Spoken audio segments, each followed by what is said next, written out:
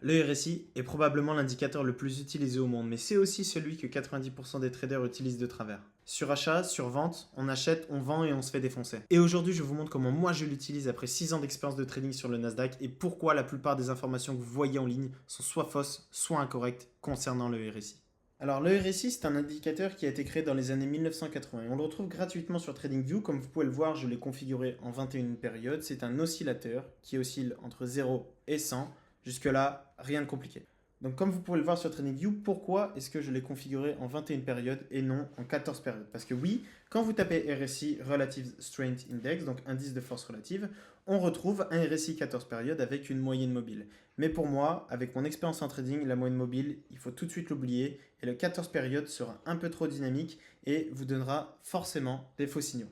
C'est pourquoi j'utilise le 21 périodes qui, comme vous allez le voir pour les deux styles de trading à adopter qui sont le suivi de tendance et le contre-tendance avec les achats de bottom et de top sera bien plus efficace. Mais vous allez voir, je ne vais pas simplement l'utiliser dans les zones de survente et dans les zones de surachat.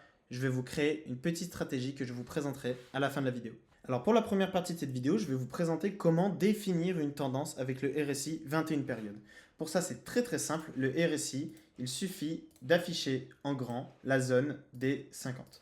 Voilà, on va la définir ici, on va la mettre en noir ici, comme ça, et au moins on peut enlever la zone du haut, la zone du bas. Hop, on va garder le RSI quand même, on va enlever le fond et on a un oscillateur qui est entre 0 et 100 et qui gravite autour de ce 50. Donc comme on peut le voir sur TradingView, ici, quand le RSI est au-dessus de 50, eh bien, le prix a tendance à monter et à continuer sa tendance. Et quand il est en dessous du 50, donc de la zone de neutralité, il a tendance à continuer sa baisse. Mais vous l'avez compris, pour définir une tendance, c'est pas suffisant. Ici, on est en weekly et uniquement ce RSI nous donnerait énormément de faux signaux. Ce qu'il faudrait, c'est utiliser plusieurs unités de temps. Donc vous pouvez ici, dans l'onglet TradingView, afficher plusieurs graphiques pour ceux qui ont l'abonnement. On peut mettre en daily, on peut mettre en 4 heures et enfin, on peut mettre en 15 minutes.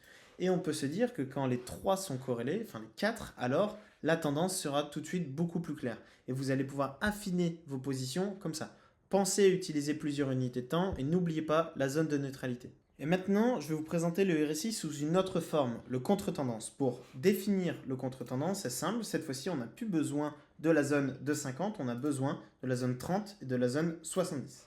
Vous allez pouvoir définir, donc bien grossir les traits pour correctement voir la zone.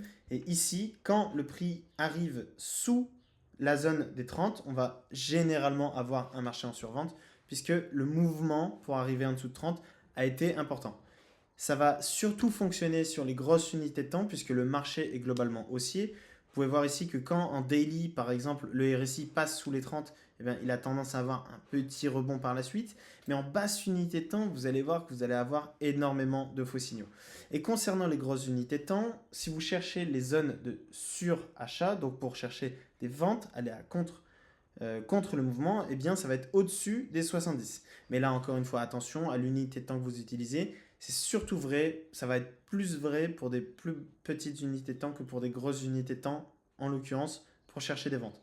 Comme le marché monte à long terme, mais ça c'est pareil, je vous ferai une vidéo un jour sur ça. Alors là, vous êtes au milieu de la vidéo et vous vous dites, mais pourquoi est-ce qu'il me parle des zones de surachat et des zones de survente, de la zone de neutralité pour suivre des tendances? Ça me paraît super simple, c'est la première chose que j'ai appris en trading.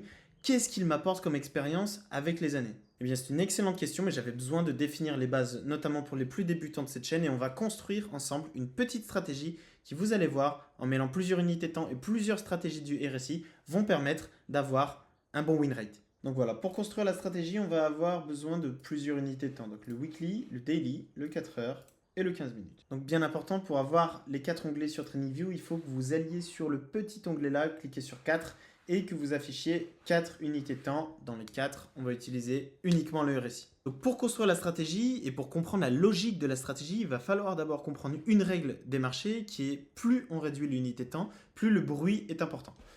Comme je vous l'ai montré, ici, en weekly, le marché à long terme ne fait que monter. En daily, c'est un peu plus brouillon. En 4 heures, encore plus. Et en 15 minutes, vous voyez, là, c'est n'importe quoi. Il y a des hauts, il y a des bas. On est dans un marché qui a beaucoup moins de sens que, par exemple, le marché weekly. Donc, on va utiliser ça à notre avantage. Pour le weekly, est-ce qu'on va avoir besoin des zones de survente et de surachat?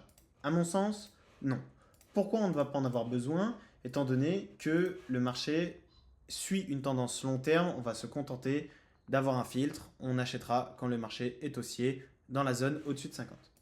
On va faire pareil pour le daily. Donc pour le daily, on va enlever la upper band et la lower band. Non, on va laisser la lower band.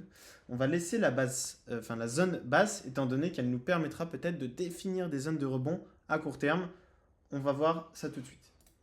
Pour la 4 heures, c'est un peu différent. Je pense qu'on va tout laisser puisqu'il y a pas mal de bruit. Et concernant la 15 minutes, là c'est simple, on ne va même pas avoir besoin de la zone du milieu étant donné que les tendances arriveront forcément trop tard, étant donné qu'il s'est énormément de bruit sur le 15 minutes. Et donc là, la stratégie qu'on va construire ensemble, c'est simplement une petite idée. Une idée de comment vous allez pouvoir utiliser le RSI et comment vous allez pouvoir l'intellectualiser. Son sens, donc vous l'avez compris, plus on est sur une grosse unité de temps, plus on va chercher à suivre la tendance. La tendance à long terme sur les actions est haussière, donc on va privilégier les achats. On va faire une stratégie long only. Donc en weekly, on regarde la zone au-dessus de 50. En daily, on regarde la zone au-dessus de 50 et on va également chercher les endroits où le marché est survendu. La zone en dessous de 30. Pour le 4 heures, c'est un peu pareil. On va regarder les zones en dessous de 30 et on va regarder les zones au-dessus de 70, mais les zones au-dessus de 70 ne nous serviront uniquement qu'à prendre des profits. Enfin, pour le 15 minutes, on ne va regarder que le RSI survendu et le RSI suracheté. Vous l'avez vu, dans cette stratégie RSI, on utilise toutes les formes et toutes les manières d'utiliser le RSI possible en une seule stratégie. C'est ça qui est beau, c'est qu'avec un seul indicateur, vous allez pouvoir faire plusieurs choses. Définir une tendance, définir des supports, définir des résistances. Et donc une idée de stratégie qu'on pourrait avoir, c'est le RSI est au-dessus de 50, on est OK, on est acheteur. Donc par exemple, prenons cette zone weekly, OK, on est haussier. On va aller sur le daily, donc pareil, on a des zones où c'est haussier, on est au-dessus de 50, très bien, on peut aller en 4 heures. Donc là, il va falloir reculer un petit peu sur le graphique. Et regardez, on voit par exemple certaines zones, certains moments où le RSI va aller en dessous de 30. Le RSI va sous les 30, mais pourtant, en daily et en weekly, il est totalement haussier. Donc, comme on l'a vu, en weekly et en daily, il n'y a pas trop de bruit, mais par contre, en 4 heures, c'est beaucoup plus bruité. Tout comme en 15 minutes, on va être dans deux marchés qui vont être très bruités. Un marché bruité, petit rappel de la vidéo, c'est un marché qui fait n'importe quoi, qui suit une marche aléatoire qu'on appelle un mouvement brownien.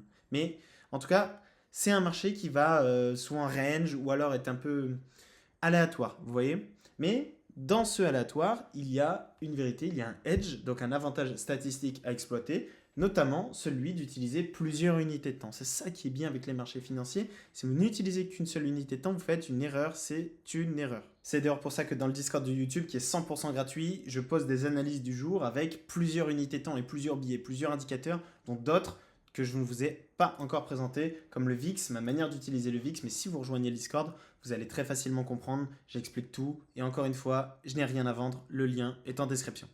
Et donc voilà, une idée de stratégie va par exemple être de suivre la tendance avec un RSI 21 période qui est un RSI beaucoup plus lent, qui nous permettra justement d'avoir une tendance bien définie et durable. Donc en weekly, pour s'assurer qu'on est quand même dans un marché haussier, puisque ça peut arriver d'avoir des phases de repli. Et dans ce cas-là, il vaut mieux pas acheter quand le marché est totalement en train de tomber. On n'achète pas un couteau qui tombe. En tout cas, pas à long terme. On peut en acheter un à court terme, mais pas à long terme. Pourquoi on peut en acheter un à court terme? Parce que comme vous l'avez vu, le marché est bruité. Et comme c'est un marché bruité, c'est un marché qui manque de sens. Et donc, les concepts qu'on apprend en trading ne sont pas valables pour toutes les unités de temps. Et donc voilà, si on se balade par exemple sur le 4 heures, on voit que toutes les zones de RSI où on tombe à peu près à 30, eh bien, sont rachetées facilement, regardez, instantanément, puisque le marché est en tendance haussière, en tendance donc au-delà de 50 pour le RSI daily. Et dès que le RSI va commencer à baisser, donc perdre un peu, vous voyez, range un peu autour de tout ça, eh bien, le 4 heures est cette stratégie qui est assez simple, bien sûr, ce n'est qu'un exemple,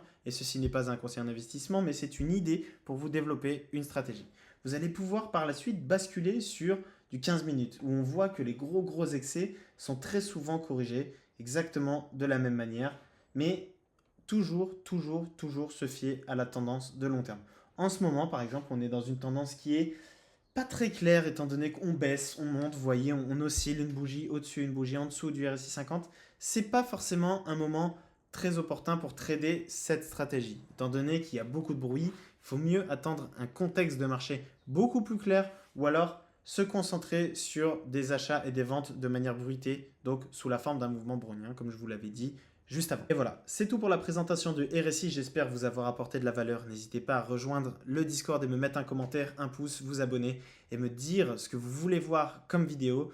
J'espère vraiment que vous allez pouvoir par la suite vous développer une petite stratégie avec le RSI ou sans. Mais en tout cas sur ma chaîne YouTube, j'ai plein d'autres vidéos qui expliquent d'autres concepts comme personne, je pense, vous les a encore expliqués. N'hésitez pas à vous abonner, c'était Edge Mastery, le Discord est en lien en description directement. À bientôt.